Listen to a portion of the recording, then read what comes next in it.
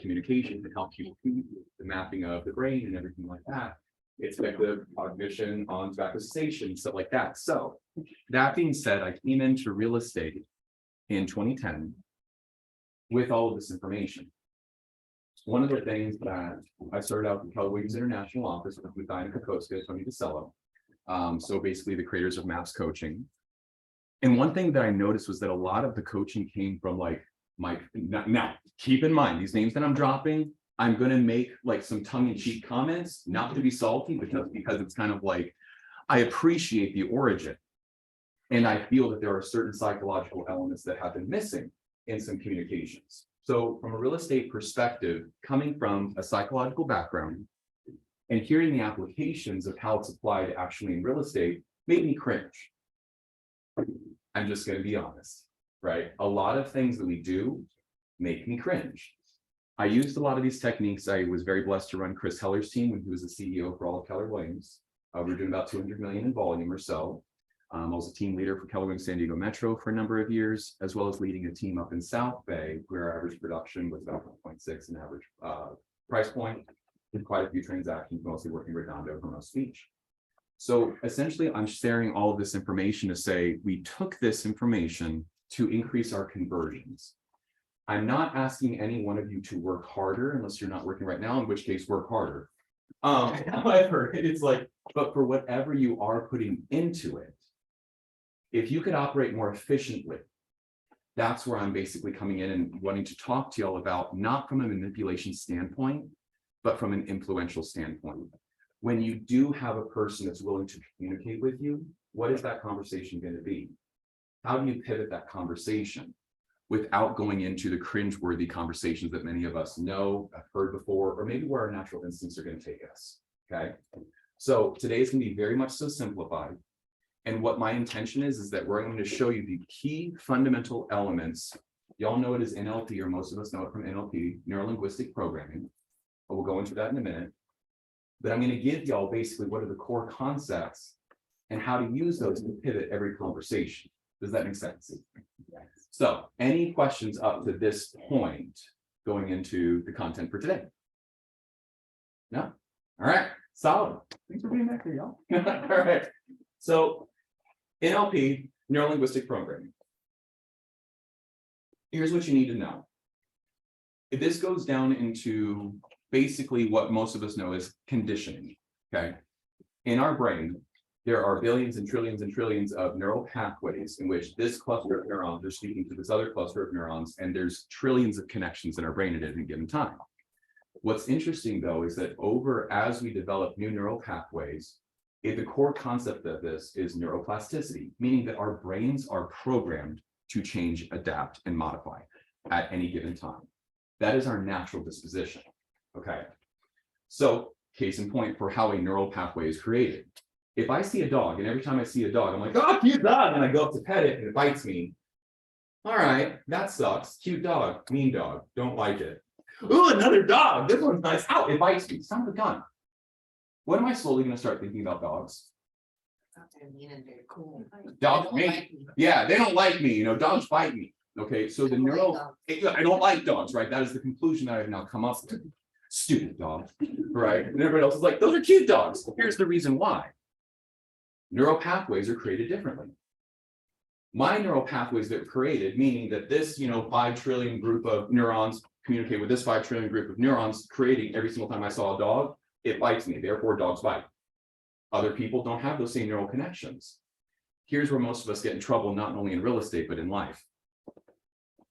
Whatever you believe in life, if I make you wrong because my neural pathways are different than yours. That again? Yeah. So the biggest mistake that individuals and agents make is thinking that your neural pathways, or like my neural pathways, are better than and or more accurate than yours. That's judgment, y'all. Okay. Look at this from any scope of life.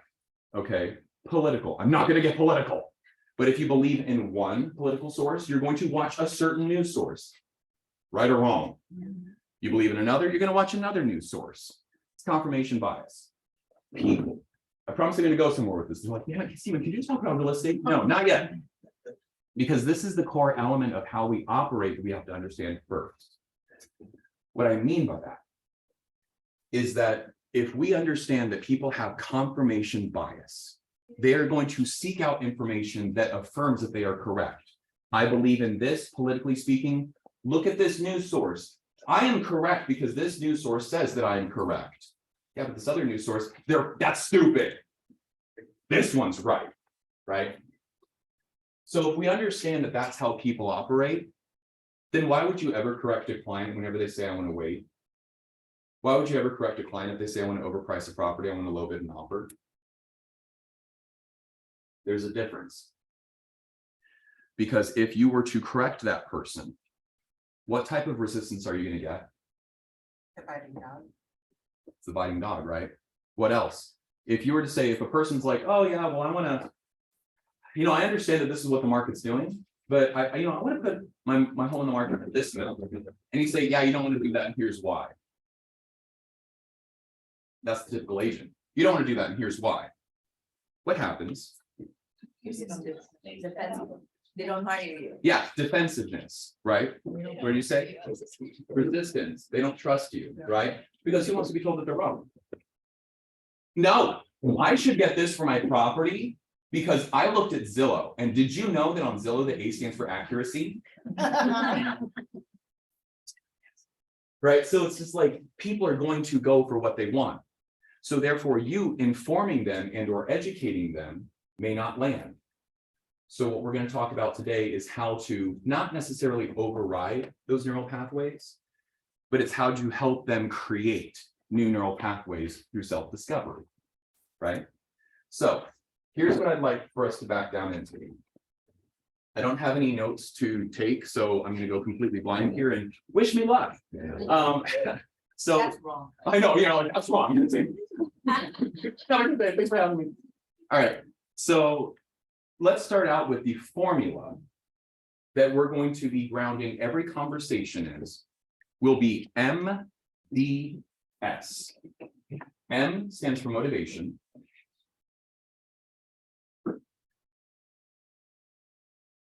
D stands for doubt.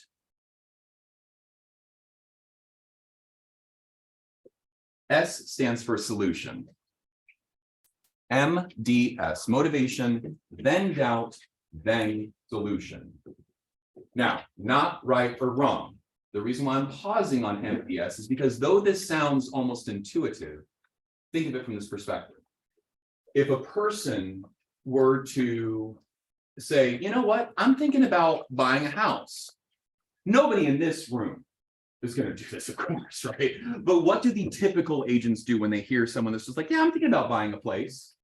What does the typical agent do? Oh, what do you want? Oh, you want to buy? I'm thinking you're a licensed real estate agent. Here, pay my car. You want to buy things? Okay. I'm thinking about selling. What does the typical agent do? Oh, I know. Let me help you with that. Hey, let's set an appointment. Yeah. Would you like to know what I do to get home sold for more money and less time? Let's get together. What works best for you? Sorry. Wait, sorry. I know, right? People are like, oh my God, you're being salty, a little salty, a little salty. That's what the typical agent will do. Knowing MDS is the formula that most of us should follow.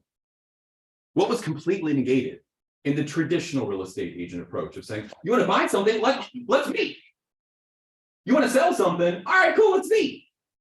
With MDS, what am I completely forgetting? Motivation.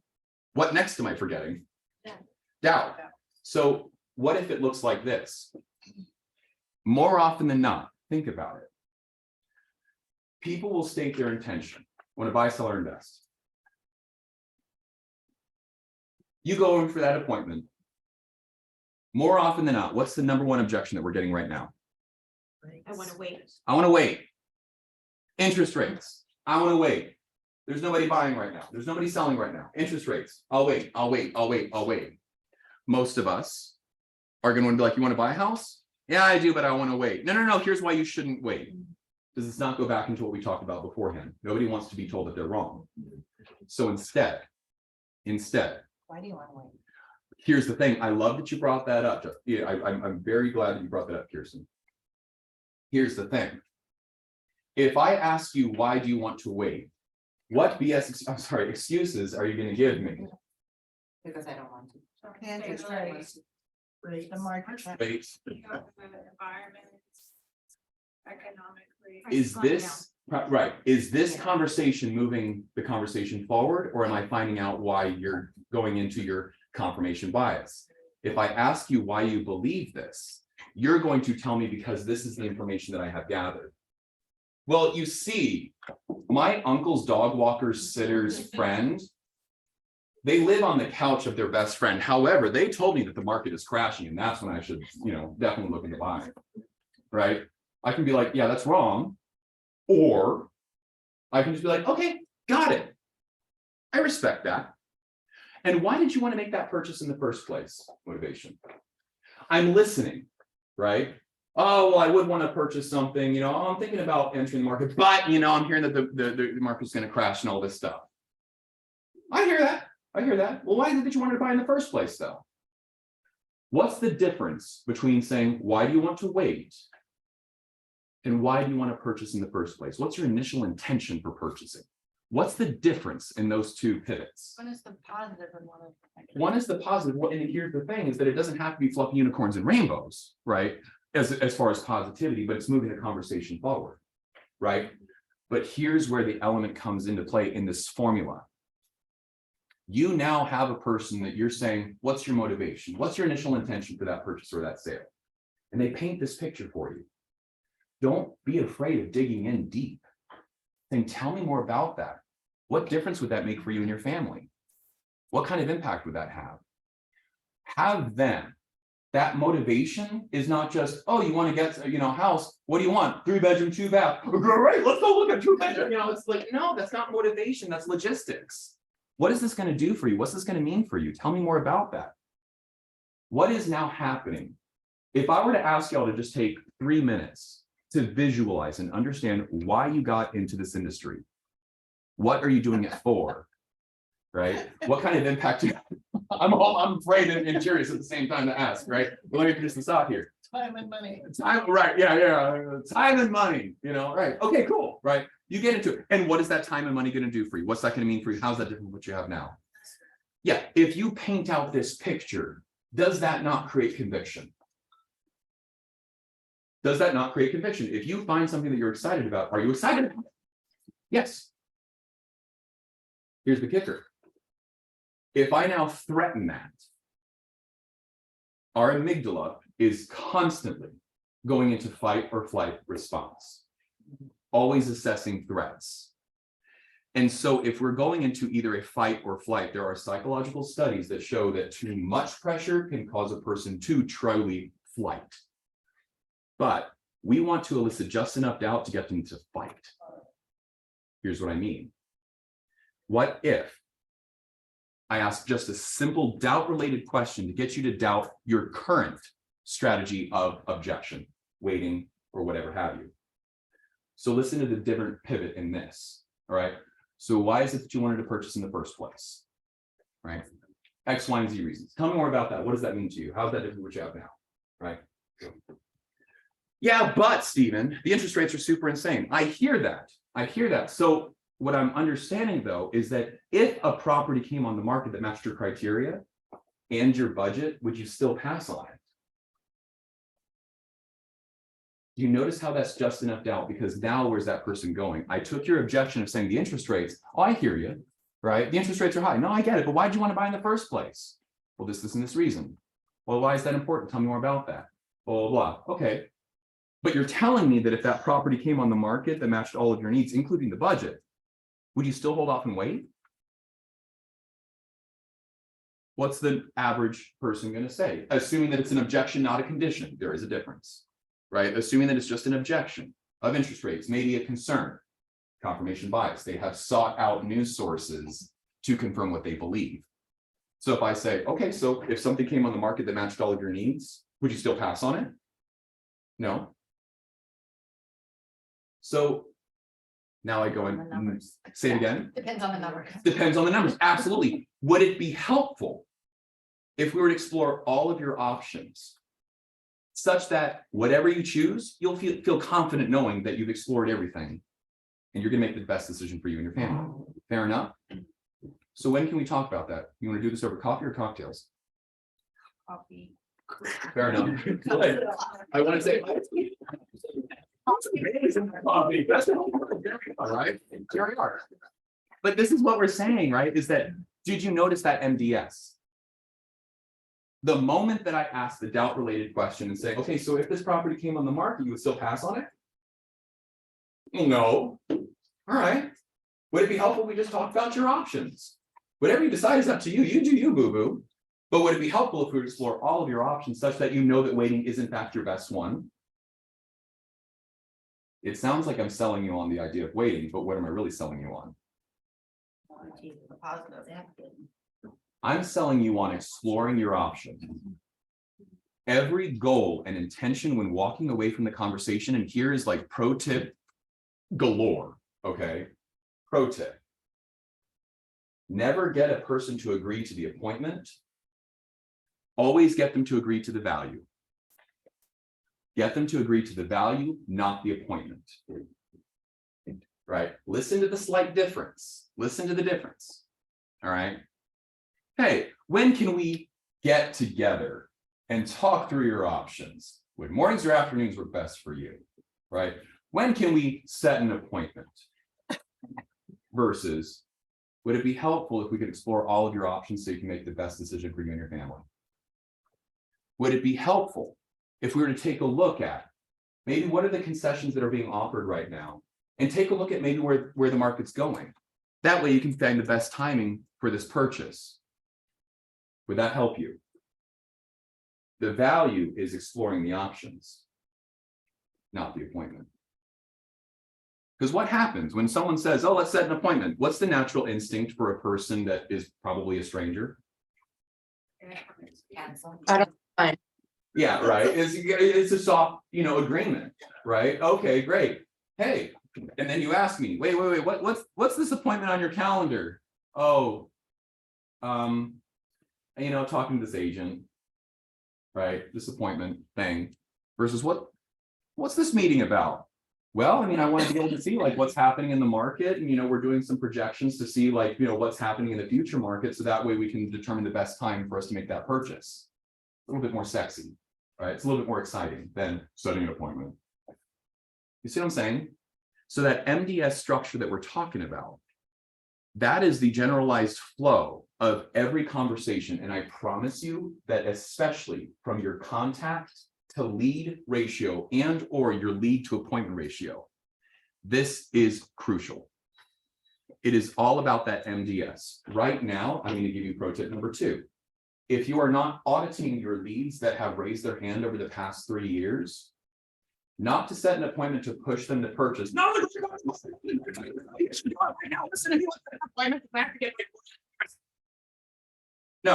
it's not about that. How long does it typically take for consumers to make a decision after market shift? That's a guess. You're absolutely right. You're absolutely right. If consumers make decisions, 90 days, basically, 60 to 90 days. If consumers make decisions 60 to 90 days after some type of event, right? What's going to happen in February that's going to impact our real estate market? Does anybody know? Interest rates are going up. Are they going to go up? I thought they did. It's the Fed. They have no idea what they're going to do. However, right? It's just like, and I'm of the opposite spectrum because we're already starting to see the stabilization. I would not be shocked at all if the interest rates came down in February. I would not be surprised at all. But then what's going to happen? Let's just keep focusing on buyers, right? So you can kind of see this path that I'm going down here. Is that if we know that in February, the interest rates have a high probability of going down, when then will buyers enter the market? 3 months later. April, May. And what's going to happen when now all of the other competition strikes up? Well, then spring, summer. spring, summer. The prices go up. Yep. So here's, Competition is crazy. but here's the thing, we know this as agents, and so many of us want to be like, I get that you want to wait until this period of time. I know that you want to wait until the interest rates drop. You could do this, but everybody flipping else and their dog is waiting for this. We want to say that. But at the same point in time, we cannot tell them that because now we're going to be perceived as selling that. Versus, that's the reason why that instead of going into the scripting and saying, did you know that in February the feds are going to meet? And who knows what's going to happen with the interest rates, but so many other people are waiting. What if the interest rates drop? What's then going to happen to the market with buyers? Who's then going to saturate it? You see what I'm saying? Is that if you're asking these types of questions and or simply saying, I get that this is a concern for you. What if we were to be able to take a look at what's happening in this current market and project out what the market could do in the near future so you can decide the best timing for you and your family? Would that be helpful? I'm not telling you to do this, but here's the core concept. This goes back down to doubt. I'm going to give you 3 questions for doubt. Please write these down because these will also help your conversion. The first question. I'm going to give you the shorthand version, okay? So I'm going to give you the spell out before those that are taking notes. First question. Others wait to.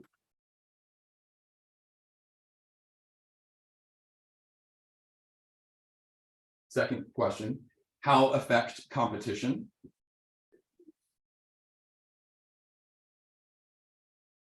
I'm speaking as if like English is like my 5th language. However, bear with me. I know people are like taking notes all eloquently and then how affect competition? Like, oh, hi, yeah. Yeah, it was like grammar, out the door. Sorry about y'all. Yeah. Third question, how affect price point?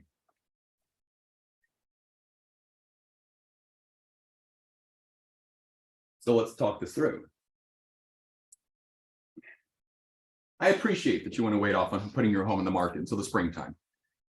And you were saying that, you know, you feel that there's going to be more buyers in the spring, right? I respect that. Why is it that you wanted to sell in the first place? To move to my dream home. Your dream home. Okay, so tell me more about that. A ranch. Yeah. And it's a 4-bedroom ranch in Chatsworth. Oh my gosh, nice. And so has this been like a long-term dream of yours? Is it something you've just been moving towards? Tell me more about that. Yep, we've been moving, a lot of my friends moved to North Carolina, we couldn't Yeah. really do that, so instead we're going to Chatsworth. I hear you. And so from that perspective, right? Now let's go back because you're saying that we're waiting until the springtime. Do you think that other sellers might be waiting to put their home on the market for the exact same reason? Probably. Probably. Pause. Psychologically speaking, I am now utilizing the concept that we want social affirmation. We want social confirmation.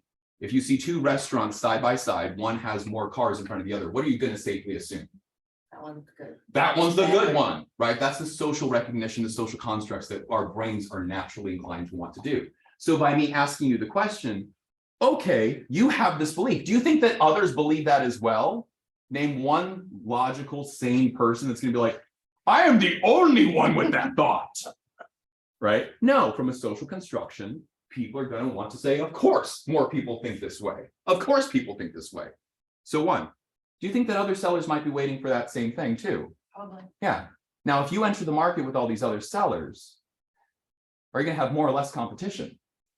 More competition. More competition, and how would that affect our overall marketing price if we're now having to compete with more neighbors?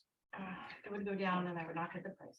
So Potentially. So would it be helpful if we were to explore all of your options so we can either determine the best timing and or the best strategy to get you where you deserve to be? yes, Great. Coffee or cocktails?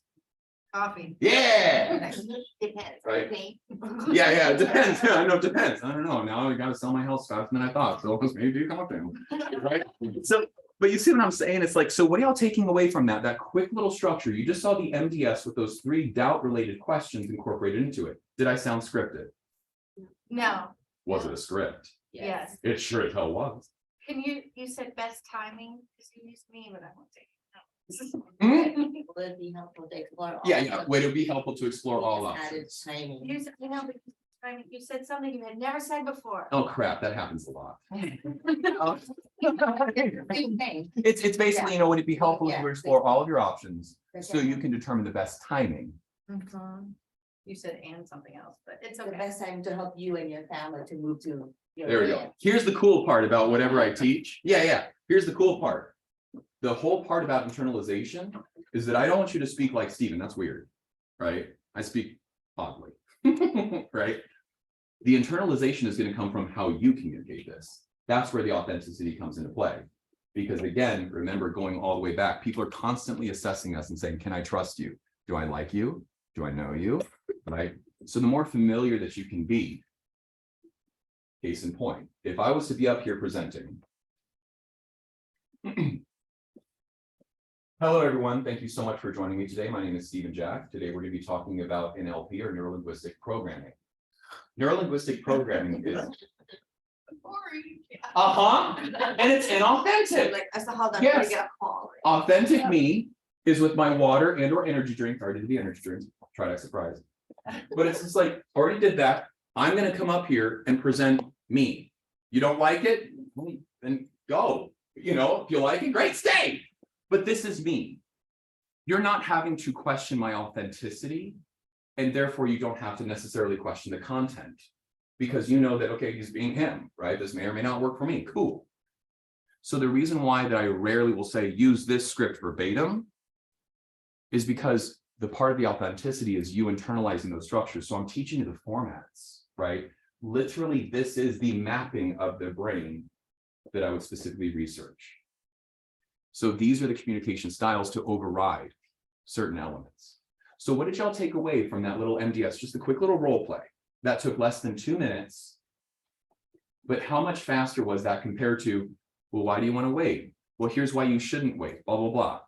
And I've been criticized. People are like, Stephen, asking questions takes too much time. And I'm like, all right, time your conversation versus my conversation with objection handling. Let's see who gets through it faster, right? Because you're just going to cut straight to the chase. I get it. Why do you want that? Super stoked on that. Cool. Tell me more about that. Me. Others wait too. How affect competition? How affect your price point?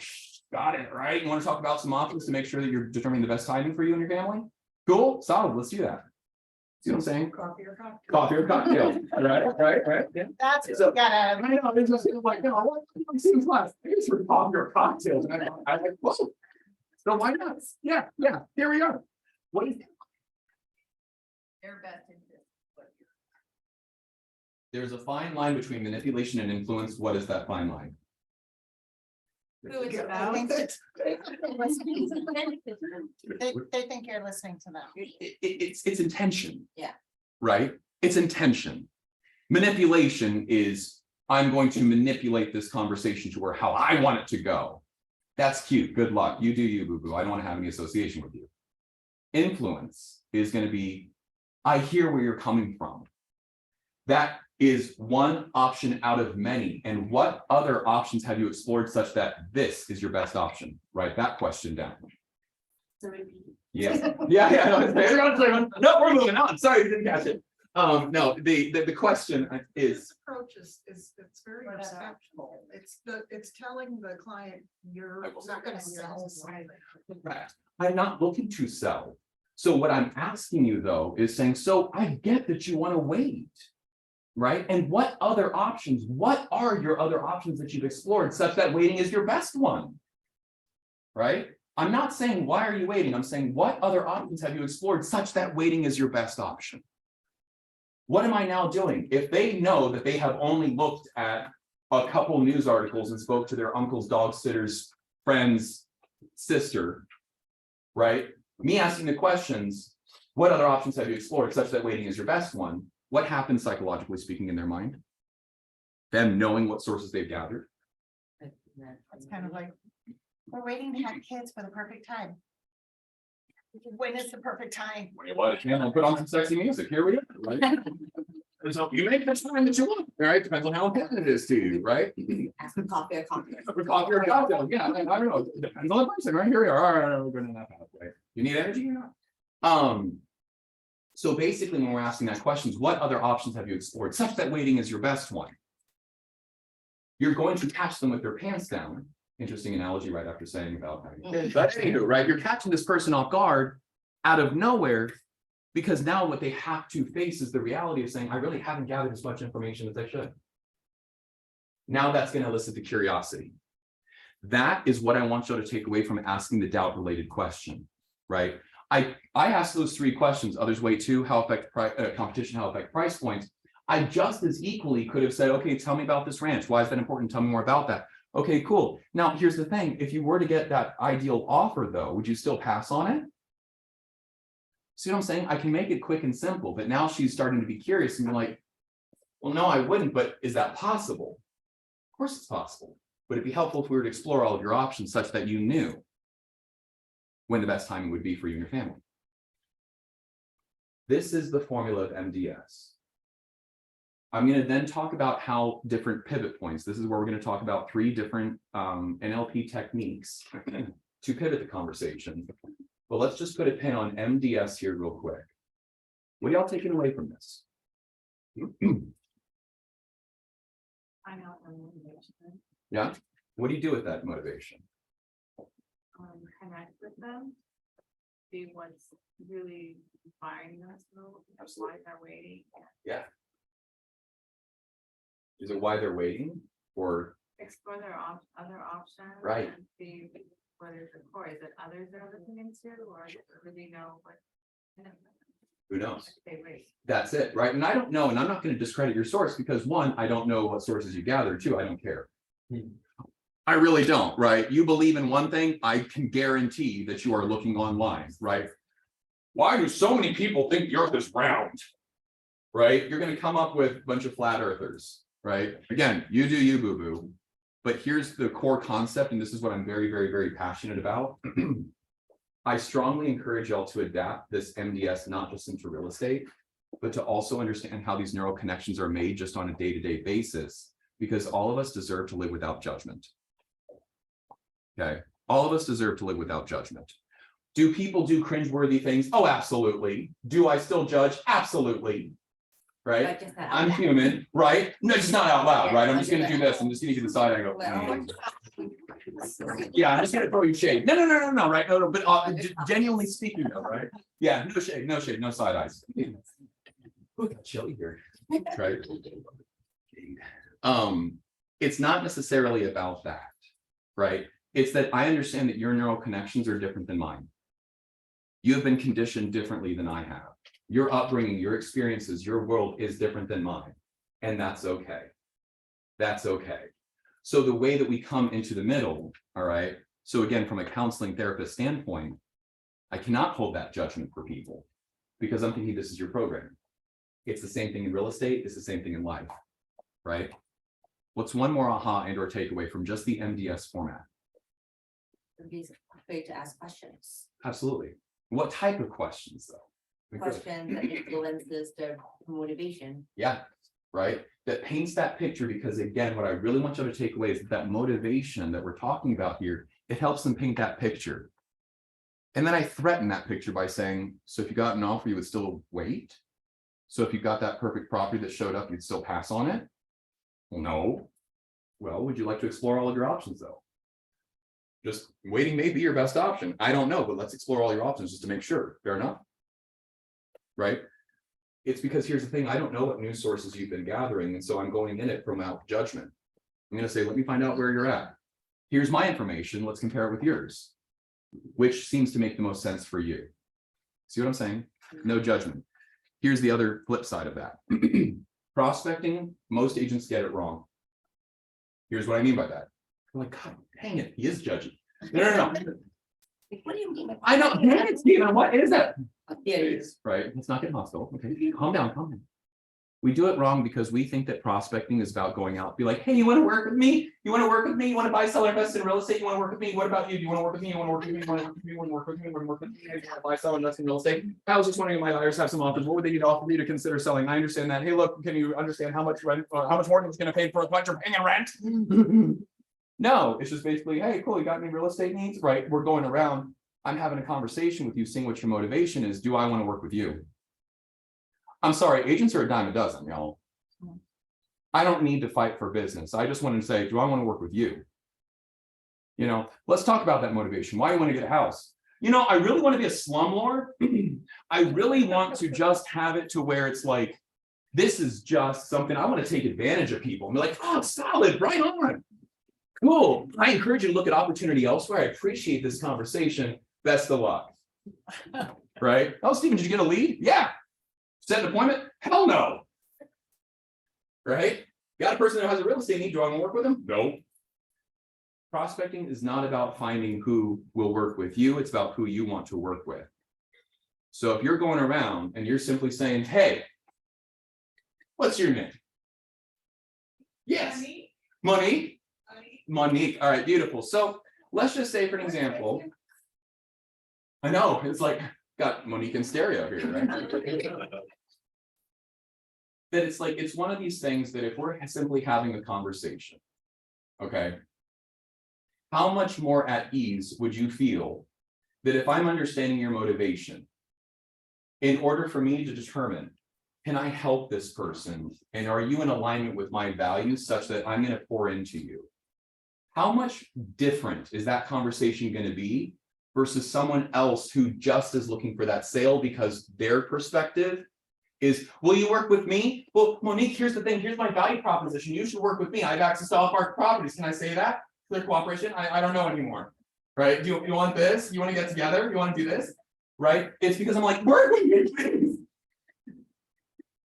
Versus, what are you looking to do? Tell me more about that. Solid. I agree with that. I want to work with you. Prospecting is about finding who you want to work with. We clear? Cool. Let's talk about some pivot points here. All right. First NLP technique. Reframe. Reframe. I'm glad that my back was turned because I could not find a hole and I was like doing that on the page. You're welcome. I'm judging at all. No judgment, just the side eye. I feel the shade. I feel the shade.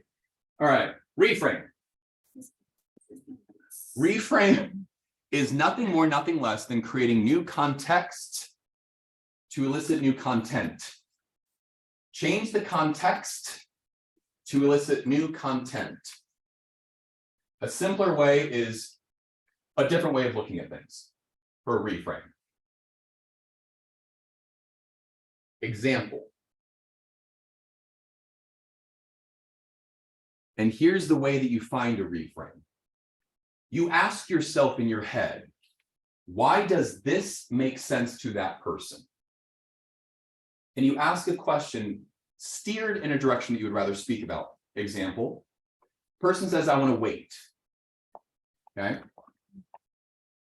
You can reframe that into, I hear that. Your name? Shawana. So Shawana, it sounds like you're still in the research phase. Yes. What have I subtly done? Because now this is actually, again, going back to those neural pathways, I wasn't just nerding out talking about it. This is so you can understand psychologically and physiologically what happens. I take your neural pathways of the concept and your construct of waiting, and I reframe it into, so then you're still researching.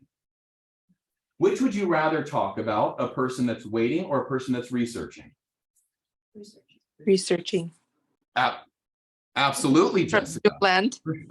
Thank you. Okay. Sorry, there's always a little reminder like, God. You know what's going on. All right, so it's just like, if you have it from this perspective, that now what we're doing is we're reframing it, changing the context. I can go into it and saying, Shawana, I appreciate that, right? So what are you researching? Are you researching more of like the lifestyle and vibe of the neighborhood? Or are you researching more where you can get the biggest bang for your buck? The biggest bang for my buck. Absolutely. So tell me, what is so important about this purchase in the first place? Ha-cha, MDS. See how that just segued the conversation, right? No, I want to wait. I get that you want to wait. I totally respect that. Sounds like you're probably still researching then, yeah? Cool. So tell me more about what you're researching. Is it more of the lifestyle, the vibe, or I know you're like, someone else, right? No, someone else, right? But you see what I'm saying is that I'd rather talk about the research because now do I have something to talk about in regards to being researched, right? Use your KW app. Look at what the neighborhood, spotlights are. What do the neighbors say? How is it known? Use our technology because guess what? You can look at the price per square foot. Down in my hood in downtown San Diego, it's like, okay, I want to live downtown San Diego. Solid. What's important to you? Because I can compare Marina Village to East Village compared to Gaslamp compared to Horton, Gaslamp compared to Ballpark District. All in 92101, but very different areas. So if a person's looking for bigger bang for their buck, they want to live downtown, I'm probably going to talk about Cortez Hill, East Village, and that's it. Right? I've been coming to this. But you see what I'm saying is that I'd rather talk about research. So you reframe it. All right, you reframe it. What are some other objections that you get? Aside from waiting. I think the biggest objection now is prices are going down. Ah, Like we wait and the prices are gonna like go down. yeah. Okay, so it sounds like you're wanting to make sure that you get the best deal possible, right? Okay, tell me, what's important about this purchase in the first place? See how I can pivot every conversation? Yeah, Right. let me make it out. Yeah. See, that's what I'm saying. Oh, okay, well, prices are coming down, right? I want to put in a lowball offer. Right? Sounds like you want to get a good deal then, yeah? Do I want to talk about a lowball offer, or would I rather talk about a good deal from concessions, from negotiations? Concessions and negotiations. Concessions and negotiations. I don't want to talk about this, and even still off the asking price. You see what I'm saying? Right? Because here's the irony. The typical real estate agent, nobody in this room is gonna be like, yeah, I'm gonna wait for the house prices to go down. The salty agent was like, oh yeah, but you have to understand that if you're gonna wait for this, everybody else is gonna wait. So if you're waiting for the prices to drop, other people are gonna wait for the prices to drop. And then once the market becomes saturated, everybody's gonna have the bidding war. We've already seen that. This is gonna drive the price points up. So you're waiting for, say, basically something that's redundant. Right? Don't do that. Don't do that. Okay, so you want to get a good deal. Solid. Why do you want to buy? So if we found you that good deal, right? But you see what I'm saying is that now I use that in the doubt. So if we found you that good deal, would you still pass on it? No. No, okay, so let's explore your options. Waiting may be best. Yeah, absolutely. Well, let's dig in a little bit further. If I could show you essentially what the concessions are being made, help find some off-market properties to avoid the competition, would you be open to exploring some of those options to make sure that you're getting the best deal? Great. Copy your comments. Yeah, I know, right? You see what I'm saying? And it's all from the reframe. A client wants to overprice their property. Reframe that for me. Reframe that for me. I appreciate, what's your name? Louisa. Luisa. So I appreciate that you're telling me that my $1 million property is going to sell at $1 million. I really, though, I upgraded this in 1992. I just put up this Ivy wallpaper and it's absolutely fantastic. We rounded out all the corners and we just got brand new popcorn ceiling. So I think it's 1.3. I totally understand your concern. Yeah. So let me ask you, so when did you need to move to Laguna Niguel? Okay, see, so now we're getting right back into it, jumping to the straight. But here's the thing, reframe it first, because I want to be able to understand that I am now speaking to the neural pathways and I blended the two together. I want to blur the lines between saying, I want to overprice my property and here's the reason why. I want to blur that line into, so it sounds like you want to maximize your profit from the sale of this, right? It sounds like you want to be able to net the most from this property, correct? Here's the irony. Again, pause. What is the irony behind overpricing a property? A client wants to get the most, but when we overprice the property, what ends up happening? They follow right down. It doesn't sell, it gets lowball offers, it sits on the market to get even lower offers. Then it has to go off the market. And then it's gonna go off the market and then it's gonna, whatever. Then they're gonna try a FSBO and that's cute. And then they're gonna try all these other things, right, to get the most amount for their property. When in all reality, I can just simply say, okay. Sounds like you want to net the most. Here we go. I'm gonna segue into the next NLP technique. We all know what it is. We all know how they are. But here's what I'm gonna say. Analogies. Never explain yourself with logic. Always explain yourself with analogies. Always. I have the overthinkers. Well, even still, then I have some favorite overthinkers that I just say, I love you, and that's not gonna change. Don't murder, that's not okay. Right. No shame. I know, no shame, no shame. You're like, I do probate properties. So if we're talking about an analogy, based on our conversations, talking about neural pathways and eliciting these neural pathways, why do you think that we want to relate a seemingly unfamiliar circumstance with the regular consumer about buying, selling, investing, and relating it to something familiar. From a neural connection standpoint, why is that important? Eases their everything. It eases everything, right? Comprehension, they can connect. It's easier to connect. If I were to go stand on a street corner, all right, people are like, where's this going? Right? If I were to stand on a street corner and scream out and just saying, hey, how do auctions work? Could the general public, again, I live downtown San Diego, so I'm probably gonna have someone pushing their cart, be like, what are you saying? Right? Yeah, like, oh, thanks, homeless guy. But it's like, if we were to ask the general public, how do auctions work? How does eBay work? Would the general public understand that? Basically. Yeah. If I were to stand on that exact same street corner, saying, what are the dangers of overpricing a property? If real estate agents are like, well, you see, right? But that's what we're talking about here, is that it's kind of like people have a hard time relating. And if we talk about the logistics, right? No, I understand that you want to put your property on for this amount, but here's the problem is that, you know, essentially what's going to happen is that if we put it on at this price, then if there's the neighbors that are priced at or below us, they're going to get all of the visibility of the property. And so then people are going to see into there, and you're not going to get traffic. You're going to have your property sit on the market for a little bit longer. And so the offers that you're going to get are going to be lower. If any, they're going to sell it for less. That doesn't make sense. You shouldn't do that. They're going to say, yeah, I'm going to FISBO. I know better. I watch HGTV once, right? It's like, but again, you're not combating them. I'm helping you understand by saying, I totally respect that you want to put your property on for this when the market's looking like this. I get that, right? So it sounds like you want to net the most from your property, yeah? Help me understand. Do you know how, like, have you ever been to an auction or, you know, bought something on eBay before? Oh, you asked me, yes. Yeah, okay, cool. So do the bids start at, above, or below that item's value? Below. Below, right? But what ends up happening that with that item's value below, what ends up happening to the bidding prices? It goes They go up. Why is that? demand. Illicit demand. So if we can talk about a strategy, we could talk about a strategy where we could use the competition in your favor. Would you hear me out? That is my favorite seller objection handler to set an appointment. My absolute favorite. Can you say that again? Yeah, right. If we could, why am I blanking? As soon as someone asks me, what did you just say? I swear, I can rip and I'm good. But it's like, what did you just say? I'm like, It's like, they say I- listen. I'm hoping it was good, right? Yeah. So it's basically, if we could come up with a strategy to use the competition in your favor, would you hear me out? That marketing strategy is no more, no less complicated than looking at the comps and pricing 50 to 100K below. And then helping your client understand the importance of this strategy with the use of an analogy.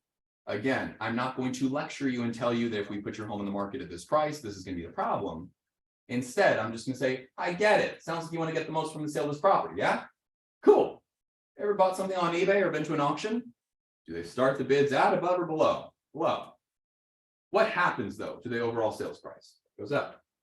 I now relate to it and saying, this is the same thing. So if we could talk about a marketing strategy to use the competition in your favor, would you hear me out? I've now explained myself with an analogy. All right. Another type of analogy that you can use in your newsletters, in your videos, social media, whatever have you, is use the analogies in regards to if you knew that a sale was going to happen before it happens. Oh, I thought someone was like, oh, yeah. Right. If you knew of a sale before there was a sale of maybe your favorite store, would that pique your interest? Right? Yeah. If I could give you the insight to avoid the competition and get a sale in today's market, would you hear me out? Right? Because bottom line, what's happening right now that likely will not happen when the interest rates drop? What are sellers willing to do right now? Give credit. Give credits. We're seeing a 10 to 15% reduction of prices. We're seeing more and more sellers give concessions toward closing costs, 2-to-1 buy down programs. right? Down payment assistance, first time home buyer programs, there's plenty of options. Yeah, VA loans, right, assumable loans, all of these different things are essentially options that people do not know of. And so if we're saying that if we could talk about a sale before everybody else, hear me out. Yeah. Right, again, I'm using the analogy in regards to basically saying, can we beat out the competition? Now you're going to be interested, right? So what are some other analogies, right? You're going to come up against this one. If any of y'all, how many of y'all were conducting real estate back in the markets of 2017 through 2019? Okay, y'all know that this is the market that we're going into. That is the market that's reminiscent. So pro tip, y'all, when I'm talking about projecting out the market in the future, I strongly encourage you to take a look at in the first quarter, if you have sellers that want to wait and you give that competitive edge and saying, hey, look, would it be helpful if we talk about a strategy to use the competition in your favor?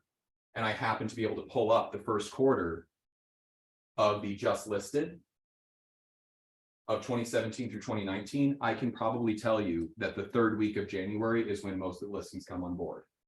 So if I had a buyer and I knew that information, what would I want to tell them? If I knew when more inventory historically is going to hit the market, potentially, do you see what I'm saying? Maybe it makes sense for them to wait from now until the third week of January. Thank you. But then we have to, if we know that people are going to take the information, we're going to have to start here. If we now know what our target date is, we work backwards such that we can execute on target date. See what I'm saying? Right? Pre-market a property, or we're going to, get the consensus of what people are looking for. We're polling, hey, look, what kind of properties are you interested in? What's your time frame? You can match up these different people, get with your broker and or your coach talking about double ending deals. I love them. Tricky. Again, don't know what Joel's broker policy is, but double check with that because I don't want to be up there. Well, Steven said, it's in San Diego, right? I'm not your broker. But you see what I'm saying here is that bottom line, what we're able to do is we can use our value proposition of saying, here's how we use these techniques in our negotiation tips to find the target date. And we work backwards. If we now know that maybe it makes more sense for you to purchase something the third week of January, then don't we want to have the papers in hand such that you're able to actually pull the trigger when you see something? I can pull up the heartstrings as well. How fair would it be, Kirsten, if we do, great, let's just say that let's just say that hypothetically you're waiting to be like, let me find the property and then I'll get pre-qualified. I get that. And Kirsten, let me just ask you something though. If we did see that property that you absolutely loved, do you think that we're the first people to maybe have seen that property and or fall in love with it? No. And if we're not the first people to fall in love with it and or see it, but we are not able, like our hands are tied, we can't do anything without that pre-qual, that pre-approval. How fair is it that someone else gets to enjoy your dream home? I'm not gonna repeat that. Get them out of my house. Right? Yeah, I know. You're like, why did you talk about? All right, Kirsten. All right, right. No, but here's what we're talking about though. Is that bottom line? I'm saying, okay, but look, here's the thing. How fair is it that now someone else is in your dream home? Ironically, it's the same concept, and you can use a lot of these scripts when people want to see more than 5 properties, right? Okay, we could go look at 6, 7, 8. But if we do you think that we're the first people to fall in love with house number 3? If we're now looking at 6, 7, 8, despite falling in love with house number 3, how fair is it that someone else may make an offer before you? Now anything you see after that is second choice. You see what I'm saying is that we're having a conversation, not about wagging the finger and lecturing a person on what the dangers are. Instead, it's about helping them discover. We'll wrap up with this. Double bind. This is probably the easiest concept. This is the absolute easiest concept to talk about. The double bind. Double bind. Double bond. Bind. Bind. Uh-huh. Sorry. No, you're good. You're like double bond. You're like, that's cool. 007, y'all. Right? Who's your favorite Sean? Oh, I was gonna say Sean Connery. Who's your favorite Sean Connery? Sean Connery. The double bind is probably the most. You've heard me use it a few times today. It's basically giving the choice between 2 different options. What is the one double bind that y'all heard me say throughout this entire time?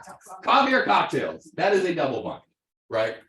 The easiest way to use the double bind is basically by saying, would you rather this or that? I appreciate, right, that you want to hold off until this point, all right? But which makes more sense? to be prepared for when you want to pull the trigger, or delay the process and hope for the best.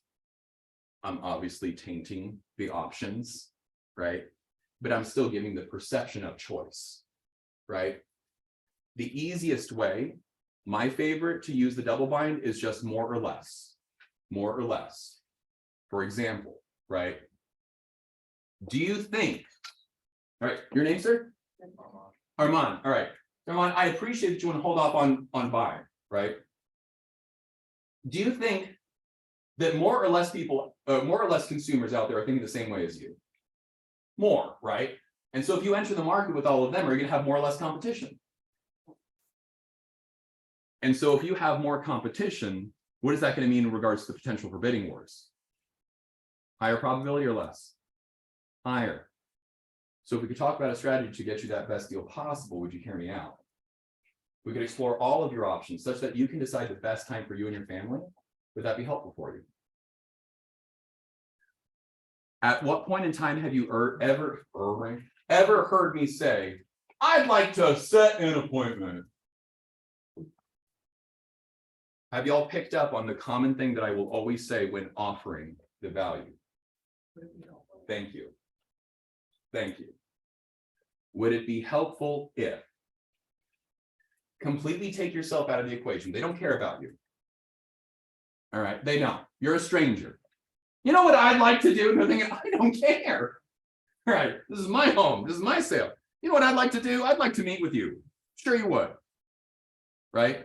Would it be helpful if we were to know all of your options so you can decide what's best for you and your family? I'm the educator. That's the position for you to be in. Overall, the thing that I really want y'all to take away is that these conversations that we're having with people, we have the opportunity to change a person's trajectory in their lives. Do you get that? Do you own it though? Yeah. Those that have the resounding yes, great. You don't have that yet. Realize the conviction that if you don't work with that person, who will? We are the ones having a conversation. You showed up here how to be able to communicate more effectively and how to change more lives effectively, right? My little tagline, as cliche or silly as it sounds, is to change lives cleverly disguised as a real estate agent. To change lives cleverly disguised as real estate agents. Anybody that's been, licensed for a number of years knows the impact of helping that one single mother or single father, that is basically trying to get their feet back underneath them. Right? The most devastating yet fulfilling transactions was when I was told to F off quite literally 25 times. I did tally off how many times I was told to shut my phone someplace very inappropriate or to F off. As I was ending my dial session, the 26th person answered, cut to the chase. She was curious about what I had to say. I still thought that I was going to be murdered because of how the other calls went. Her husband unfortunately took his life, was the sole provider. She was upside down in this property, had no idea what to do, needed to move back home. But here's the thing. The conversations that we had, I wasn't the first, but she was the only one that said, Stephen, you're the only one that took time to care about what I need. I share that story because right now we're taking our hits. This is a market shift and we're taking our hits. All right. I get it. If you do not have a strong enough conviction to get out there and serve a greater purpose other than your own, the time in which you stay on the ground is going to be a little bit longer. And that's okay, right? You do you. We're all in the same storm. We're not all in the same boat. Some of us have yachts, some of us have canoes, some of us are holding on to a damn life raft, right? Just supporting, yeah. But when you decide to go out there and help more people and using some of these strategies and techniques to have an effective conversation, you then have the conviction to do something greater than yourself. And that momentum will carry you forward. And sometimes all it takes is that one little win of saying, I influenced that person's decision. I influenced that person's decision. I changed their trajectory because I was willing to have a conversation to help them understand what's in their best interest. So from all of these different tips and tricks, I strongly encourage you to start having these conversations, looking at your conversions, going out there, And here's the script that we're using. So for those that don't know, my current role is with the area director for Cody Gibson's expansion team, United Home Group. The number one thing that we're doing right now to set appointments is going through all of our pond, what we call the pond, all of these previous leads. And we simply ask everybody, hey, is this name? This is Stephen with United Home Group. Just wanted to check in to see how this market shift has impacted your plans this year. That's it. I didn't have any plans. Oh, my apologies. So it sounds like you're in your dream home then, yeah? They don't respond. They don't respond. And I'm still gonna get them up. Yeah, no, I'm gonna circle back around. I'm gonna talk to everybody. Pro tip, follow up at minimum of 8 times. Minimum of 8 times. So if anybody's out there thinking, oh, I'm not converting, chances are you're not touching them at least 8 times to set that appointment. That's it. No more, no less. It's not that they hate you, it's just that they were at yoga when you called. And then you tried to get them again, and then they were at the vet clinic. Then they were getting the oil change. Meanwhile, you're saying that POS, ignoring me, take you out of my system. I'm sorry, they're just busy. Get over yourself. Calm down. You see what I'm saying, though, is that, again, if there's anything to come full circle, relate. Understand where they're coming from for no other purpose than to say, is this someone whom I want to work with? Is this someone whom I want to make a difference for in their lives and their family? And that's it. We have a great opportunity to go out there, change a lot of lives, and kick some good ass. So let's do that. Cool? All right. Thank you. That's it. All right. I'm just gonna kind of hang around for a little bit. If y'all have any questions, we can either keep this collaborative. If y'all gotta go, I respect your time. I only went not too bad, 2 minutes over. Yes. So is there anything after me that y'all know of?